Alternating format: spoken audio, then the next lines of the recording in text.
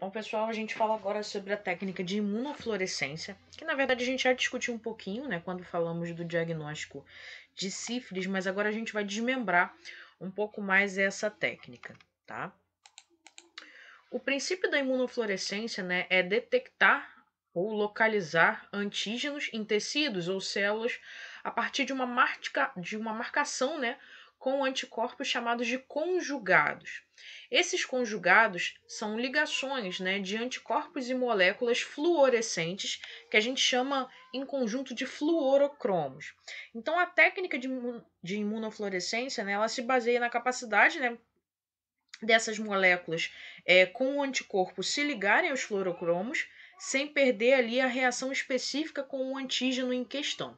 Então, a gente tem uma relação, uma ligação entre antígenos e anticorpos, é, esses anticorpos que vão estar ligados a uma molécula específica que emite fluorescência e a detecção vai ser feita através de uma microscopia específica para isso. Então, só para a gente entender, né, os fluorocromos eles são moléculas específicas, especiais, que possuem a capacidade de absorver energia proveniente de uma luz ultravioleta e emitir parte dessa energia em forma de luz de um comprimento de onda que seja visível aos olhos. Então, esse fenômeno é o que a gente chama em conjunto de fluorescência. Para essa metodologia são necessários o uso de lâminas ou células em suspensão e a visualização ela é feita através da microscopia de fluorescência. Né? Esse microscópio de fluorescência não é o mesmo microscópio óptico que a gente está acostumado a utilizar no laboratório, é um microscópio específico para essas leituras e ele é capaz de energizar a amostra que já está marcada com os anticorpos conjugados, ou seja, ele consegue energizar aquele anticorpo conjugado a um fluorocromo e consegue captar a luz que foi emitida por essa amostra e isso o torna visível aos olhos. Então, é uma microscopia específica para essas situações. A gente consegue aplicar essa técnica, né, com grande relevância no diagnóstico de doenças humanas e até mesmo veterinárias, e no campo de pesquisas também, né, para detecção de micro-organismos e moléculas em diversos materiais. Ela também pode ser utilizada na fenotipagem de células tumorais. Então, a gente usa tanto para marcação de antígenos específicos, né, bactérias, vírus, protozoários, como é o caso, por exemplo, do Trypanosoma cruzi. Aqui a gente tem, por exemplo, a visualização de uma bactéria, que é a Clostridium botulinum, né, que é causadora do botulismo, e a gente também consegue fenotipar células tumorais, marcar células que estejam com presença de tumor.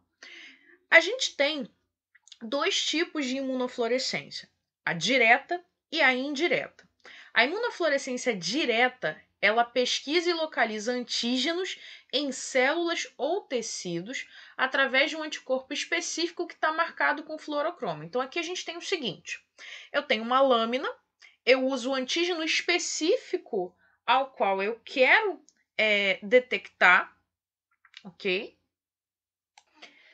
Então esse antígeno que está ali aderido à lâmina, né? Eu adiciono a esse antígeno um anticorpo marcado, tá? Esse anticorpo marcado com o fluorocromo, e a partir do momento em que eu tenho uma ligação entre antígeno e anticorpo, eu tenho a formação de um imunocomplexo. Então, eu tenho aqui o antígeno detectado diretamente pelo anticorpo primário, né? E quando eu levo isso à microscopia, eu consigo ver, né, esse resultado positivo através da fluorescência que a minha amostra emite. A gente só tem uma questão aqui pelo seguinte: no caso da imunofluorescência direta, eu tenho anticorpos específicos conjugados, né, os anticorpos conjugados específicos para cada antígeno diferente que eu estou analisando. Então, se eu estou, por exemplo, né, deixa eu voltar ao slide aqui anterior, se eu estou avaliando o tripanossoma, eu tenho que ter anticorpos contra o tripanossoma. Se eu estou avaliando a Clostridium, eu tenho que ter anticorpos contra a Clostridium. Né? Então, eu tenho que ter anticorpos específicos para aquele antígeno que eu quero detectar.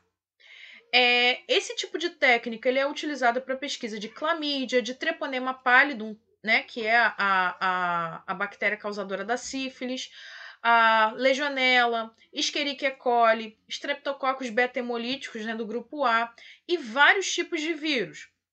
uma herpes simples, né, 1 e 2, citomegalovírus, influenza A e B, parainfluenza 1, 2 e 3, varicela zoster, adenovírus e uma infinidade aí de outros antígenos. E a gente assiste agora a um vídeo que é do canal Luz, Câmera e Ciência, né, um canal da USP, que vai falar um pouquinho sobre um teste de imunofluorescência direta para o diagnóstico de raiva. É um canal bem bacana também, traz vários vídeos legais sobre a área de saúde e ele fala um pouquinho desse método para o diagnóstico direto, né, através da imunofluorescência.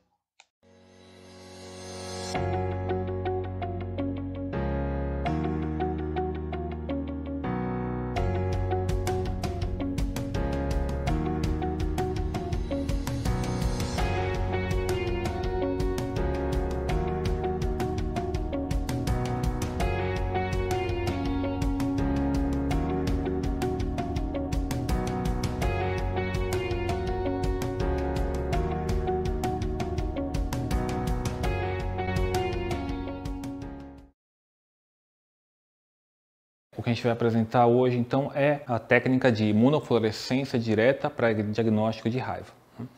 Além dessa técnica, a gente pode usar prova biológica, pode usar PCR, né? Mas a técnica de imunofluorescência direta é a mais fundamental e mais disseminada. Materiais que a gente vai precisar para essa fase inicial. Uma placa de Petri, para colocar o sistema nervoso central, né, o cérebro, a amostra, né, a ser analisada. Vamos precisar de tesoura e pinça esterilizadas.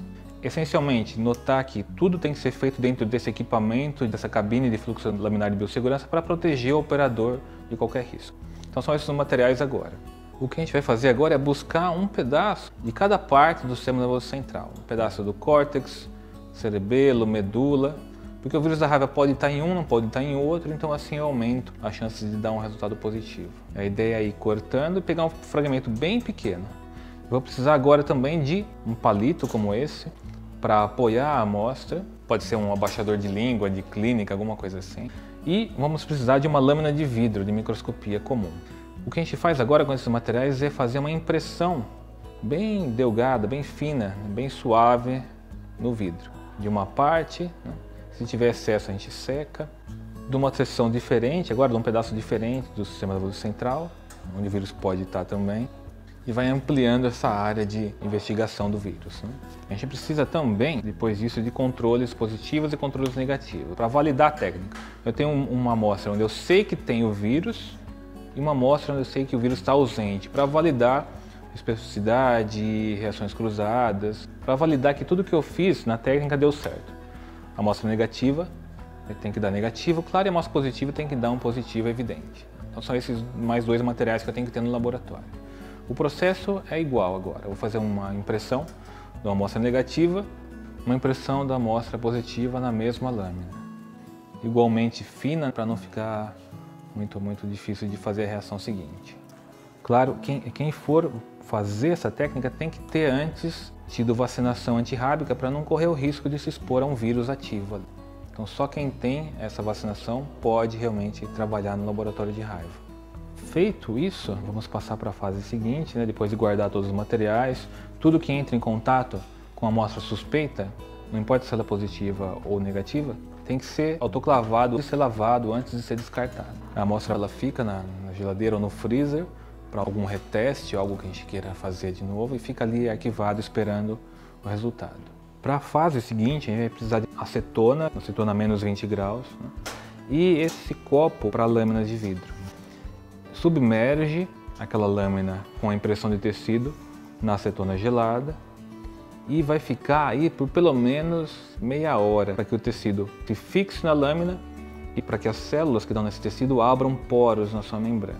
Passada essa meia hora, a gente pode daí passar para a fase seguinte. Vai precisar então de um suporte para a lâmina como esse. E vamos deixar essa lâmina agora secando para secar toda a acetona que foi usada na fase anterior. Ela pode ser seca no fluxo laminar ligado e em alguns minutos ela já está seca. Tendo secado a lâmina, podemos passar para a fase seguinte, que é realmente a reação de imunofluorescência direta. Nessa parte a gente pode fazer fora do fluxo laminar. Todo vírus fica inativado com acetona? Não, nem todos os vírus se inativam de raiva. Posso ter vírus viáveis ainda, por isso eu vou tomar os cuidados com proteção. Para a fase seguinte, agora a gente vai precisar do reagente essencial da imunofluorescência direta, que é o conjugado. O que é o conjugado? É um anticorpo produzido especificamente contra o vírus da raiva, no qual eu vou ligar uma molécula fluorescente, uma molécula que vai emitir luz, né? Mas vai emitir fluorescência. É o reagente central que dá especificidade na reação. Para fazer isso, eu pegaria um pouco dessa solução, desse conjugado, e pingaria em cima do tecido que a gente fixou. Para delimitar bem essa área onde eu vou pingar, onde eu vou adicionar o conjugado, a gente vai fazer um pequeno contorno com esmalte comum, um esmalte de unha pode ser, por exemplo, né? Isso é só um dos modos bem mais simples de se fazer essa técnica. Posso usar uma lâmina já quadriculada, já pronta para a fluorescência, ou posso adaptá-la como a gente vem fazendo agora. Então eu uso esmalte, uma ponteira, uma pipeta, são os materiais que a gente está usando agora.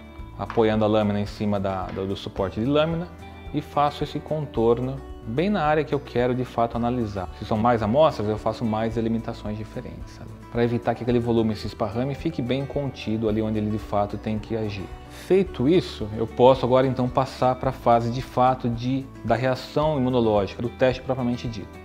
Vou pegar esse conjugado antirrábico, lembrando, anticorpo contra raiva específico, quimicamente ligado a uma molécula que vai dar fluorescência. E vamos pingar em cima da amostra-alvo. As amostras de tecido clinicamente suspeitas, amostra positiva, amostra negativa. Ao fazer isso, eu vou precisar também usar uma pipeta e uma ponteira descartável. Então coloco o conjugado em cima do tecido-alvo. Antes a gente faz uma diluição na diluição necessária, preparo ele a uma diluição já estabelecida e já posso passar para a reação em si. Coloco ali em cima, misturo, aspiro um pouco dele e vou depositando ali. O que vai acontecer agora aqui? Esse conjugado não é um anticorpo contra o vírus da raiva? Se tiver vírus da raiva naquele tecido ali, o anticorpo vai buscar o seu alvo e vai se ligar no vírus da raiva. Ele se prende, mas ele leva junto aquela molécula fluorescente que estava ligada nele. Para otimizar essa reação, a gente vai manter essa lâmina a 37 graus Celsius em uma câmara úmida. É isso aqui, é uma caixa com um pouco de água e as lâminas vão em cima. E vou levar agora no equipamento chamado de estufa. Vou precisar manter 37 graus Celsius por, no mínimo, meia hora. Tendo saído da estufa, vamos precisar de alguns materiais. Um vai ser solução salina fosfatada, vamos precisar de água destilada também. O que a gente vai fazer é pegar aquela lâmina que ficou meia hora, colocar nesse suporte de lâminas aqui e lavar com esses materiais, com esses reagentes, para tirar aquele excesso de material fluorescente que possa ter ficado ali. Encho aquela câmara, lavo com solução salina fosfatada. Feito isso, descarto essa solução salina. Vou agora lavar uma vez com água destilada. Tudo isso para ir lavando, tirando o excesso de reagentes que pode interferir na reação. E de novo, agora a gente precisa secar essa lâmina. Uma vez seca, o que a gente vai fazer agora é prepará-la para observar no microscópio de fluorescência. Você pode secar com papel para ajudar, mas a ideia é nunca tocar na parte onde tinha tecido fixado. Então, para realmente agora passar para a fase seguinte, o que a gente vai fazer é precisar de dois materiais agora. Vamos precisar de glicerina e vamos precisar de lamínulas de vidro. Vamos depositar glicerina em cima da área alvo para melhorar a condução da luz no microscópio de fluorescência. E em cima dessa glicerina eu faço depositar uma lamínula de vidro. Com isso, a gente já pode passar para realmente ver se a reação aconteceu, se as amostras deram certo, se os padrões funcionaram. Acabada o processo de reação de técnica propriamente dita, eu trago a lâmina agora para o microscópio de fluorescência, coloco aqui na área de observação e vou olhar se existe o sinal esperado em toda a área do tecido. Primeiro eu vejo a amostra negativa. A amostra negativa não tem nada positivo, não tem reação. A amostra positiva tem uma reação exuberante e vejo todas as amostras suspeitas agora, né? Na amostra positiva que eu estou vendo agora aqui, o que eu vou procurar é um sinal como esse. Onde houver replicação de vírus da raiva, eu vou ter aqui, eu tenho todo o tecido que a gente fixou aqui no campo, né? Onde tem pontos ou concentrações de fluorescência esverdeada, é ali que o vírus da raiva está se replicando. Por quê? Ali o anticorpo contra a raiva, que estava ligado na substância fluorescente, entrou na célula, se ancorou no vírus da raiva e deu esse sinal. Quando eu excito essa molécula com uma luz ultravioleta, ela responde com essa cor esverdeada. Deu coloração esverdeada, resultado positivo pela técnica de imunofluorescência direta para diagnóstico da raiva.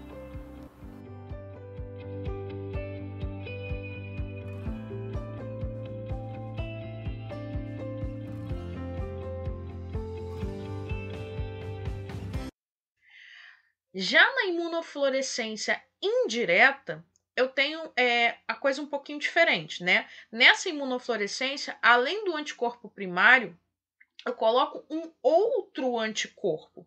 E é esse anticorpo secundário que está conjugado a um fluorocromo. Ou seja, eu tenho antígeno, deixa eu puxar a canetinha aqui para ficar mais fácil. Eu tenho aqui na lâmina o antígeno, eu tenho a adição de um anticorpo e eu tenho outro anticorpo, e esse sim marcado com o fluorocromo. Então é por isso que eu chamo de imunofluorescência indireta. A minha ligação aqui, a fluorescência, melhor dizendo, ela vai ser detectada indiretamente. Eu tenho uma ligação entre antígeno, anticorpo primário, anticorpo secundário e esse anticorpo secundário marcado com o fluorocromo. Então, a imunofluorescência indireta, né, funciona da seguinte forma.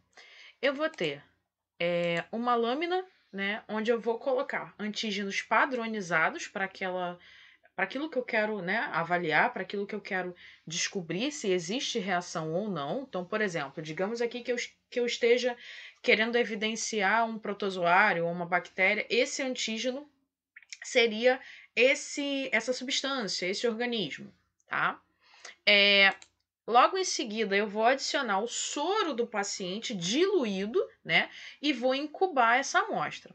Caso esse paciente tenha anticorpos contra aquele antígeno que eu estou querendo identificar, ele vai se ligar aqui, né? Então, essa incubação, esse período de incubação vai formar o complexo antígeno-anticorpo. Em seguida, eu realizo as lavagens para retirar o excesso, né? Para que eu retire os anticorpos, né? Os eventuais anticorpos que não se ligaram ali. E em seguida, né? Uma vez que eu já tenho aqueles anticorpos da amostra do paciente ligados aos antígenos da lâmina, eu vou adicionar o conjugado, né? Que é aquele anticorpo marcado com o fluorocromo. Feito isso, né? Eu levo essa amostra e vou observar ao microscópio de fluorescência. É claro, gente, que o que eu estou falando aqui são os resultados positivos, tá? A gente só vai ter esse tipo de padrão, esse tipo de ligação nas amostras onde eu tiver um resultado reagente, onde eu tiver um resultado positivo.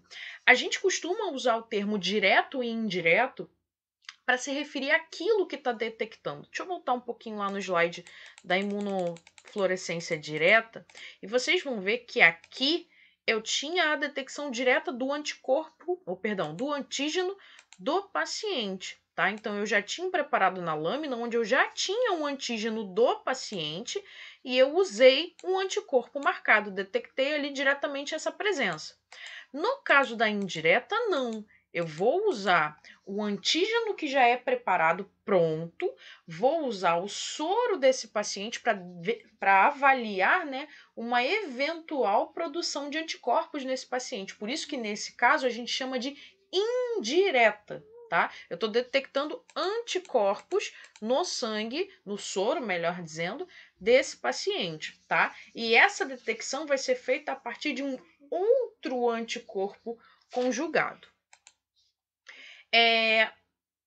A imunofluorescência ela é limitada ao olho humano, né? E a gente consegue amplificar o sinal e aumentar a sensibilidade a partir da técnica de imunofluorescência indireta, né? Então, essa é uma das vantagens que ela tem sobre a imunofluorescência direta, e também a questão de que na direta a gente vai ter que ter muitos daqueles anticorpos para poder dos anticorpos marcados, né, dos conjugados, para poder evidenciar uma positividade nessa reação. Aqui a gente está usando os anticorpos do paciente junto com anticorpos marcados com fluorocromo para poder evidenciar essa reação.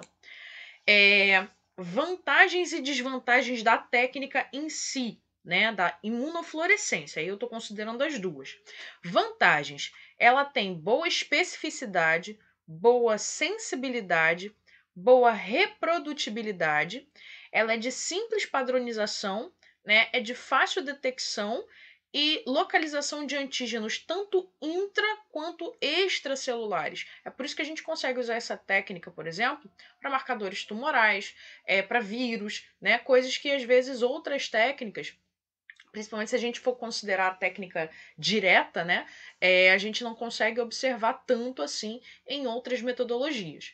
Desvantagens: alto custo do microscópio de fluorescência, né?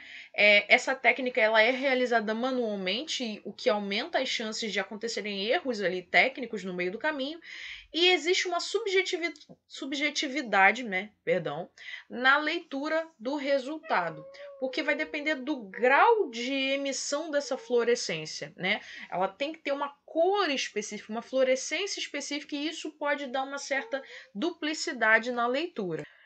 Uma outra coisa também que a gente precisa considerar é que, por utilizar luz ultravioleta, o microscópio de fluorescência ele é considerado também um fator de risco dentro do laboratório, tá? E para isso, ele tem que ter um local específico, ele tem que ter um aparato, né, para proteger quem está manipulando esse tipo de microscópio, ok?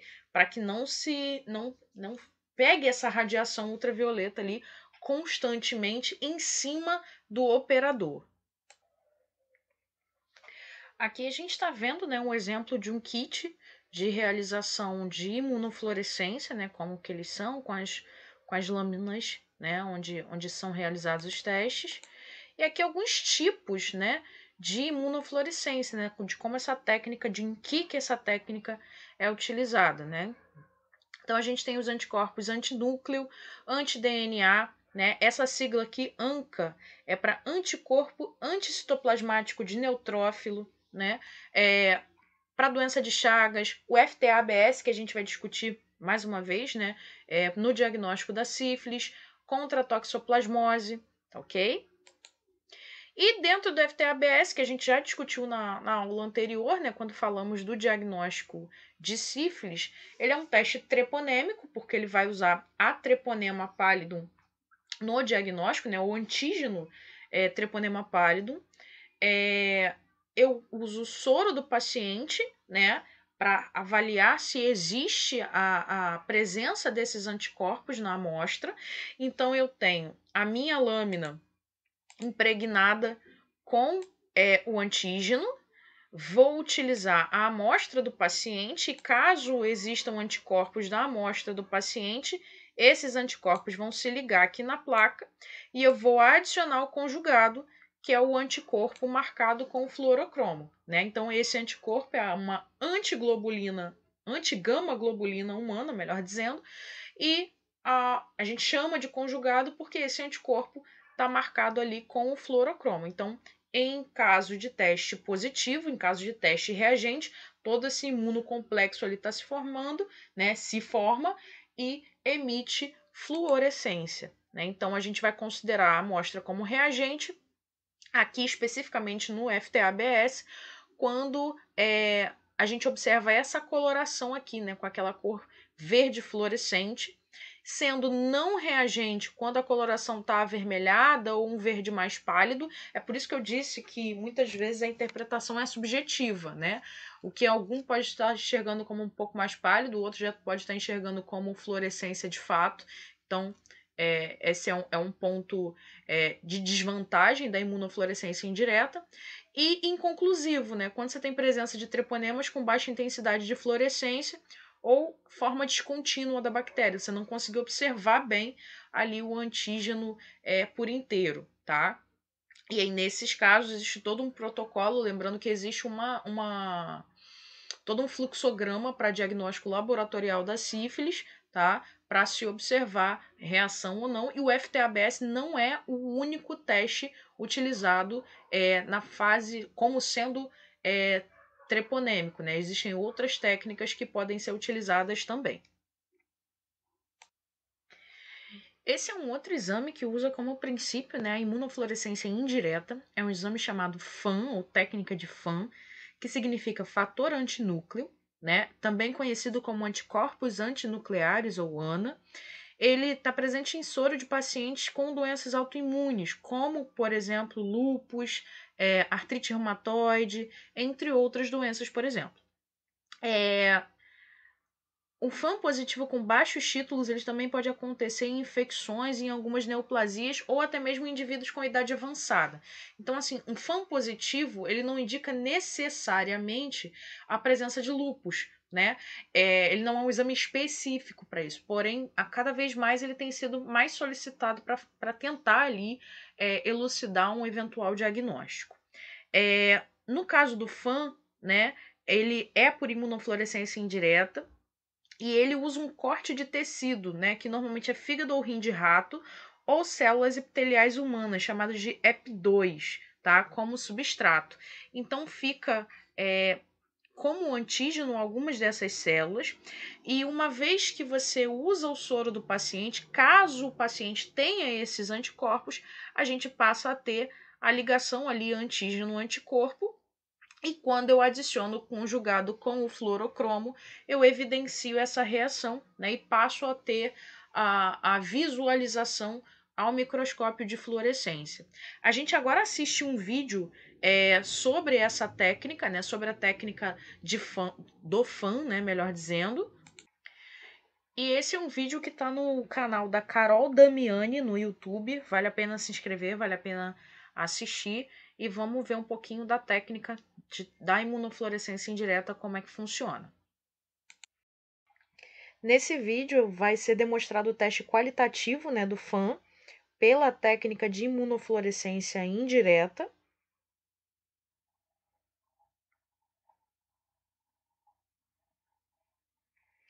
Começa diluindo o tampão concentrado com água destilada ou deionizada, o tampão chamado PBS.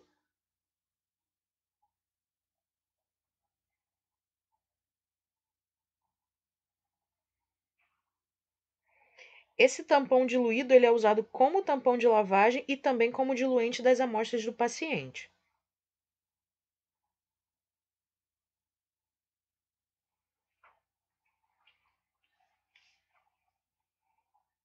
Diluir o soro de cada paciente a 1:40 com o tampão PBS diluído.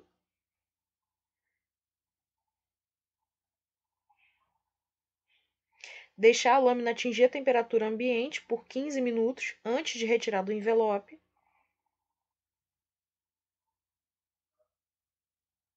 Importante remover sem tocar no substrato e colocar em câmara úmida, né? Não tocar para não contaminar a amostra.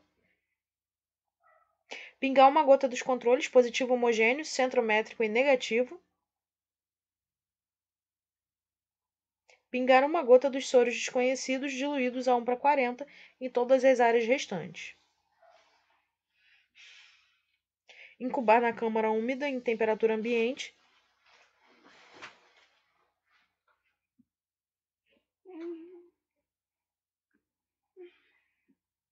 E manter por 30 minutos.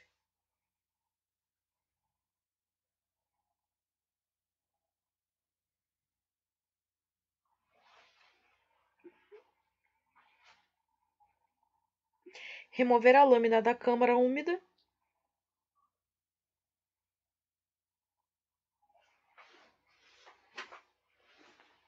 Segurar por uma extremidade e lavar com um tampão também diluído.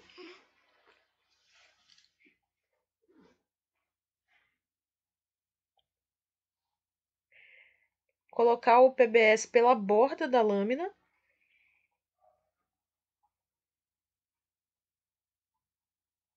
E cuidado para não atingir diretamente as áreas reativas.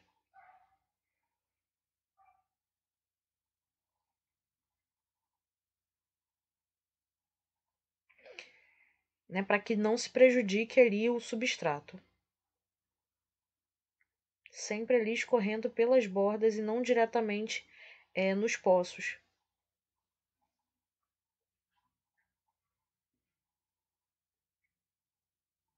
Colocar a lâmina em um recipiente, lavar 2 vezes com tampão por 5 minutos em cada vez.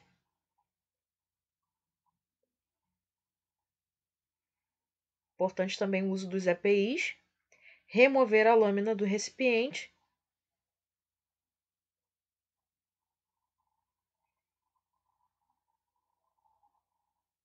Tirar o excesso do tampão, né, sacudindo ali, colocando sobre um papel absorvente.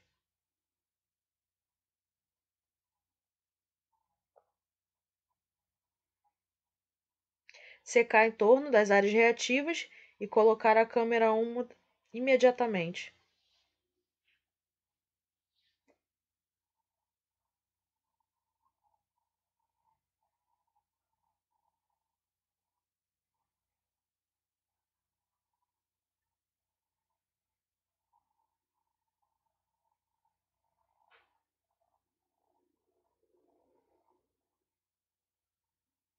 Incubar em câmara, né, na temperatura ambiente,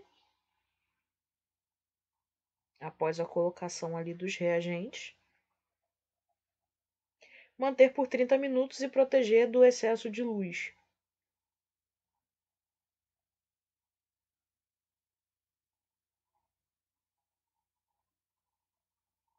Remover a lâmina e mergulhar no recipiente com tampão diluído.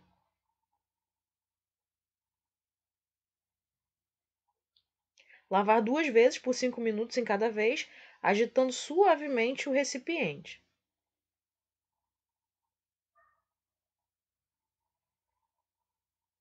Pingar de 2 a 3 gotas de azul de Evans no recipiente na última lavagem.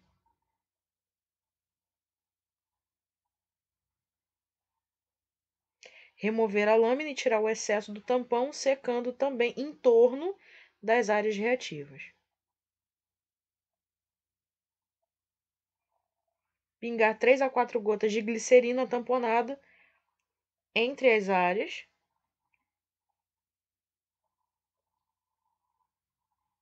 Cobrir a lâmina com as lamínulas, sempre evitando a formação de bolhas para não interferir na leitura.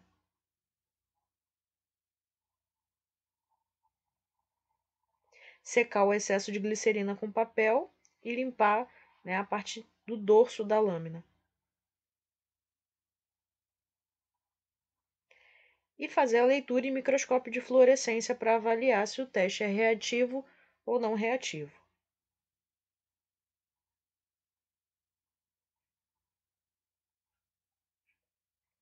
Então, esse é o canal da Carol Damiani. E esse foi o vídeo que a gente acabou de assistir.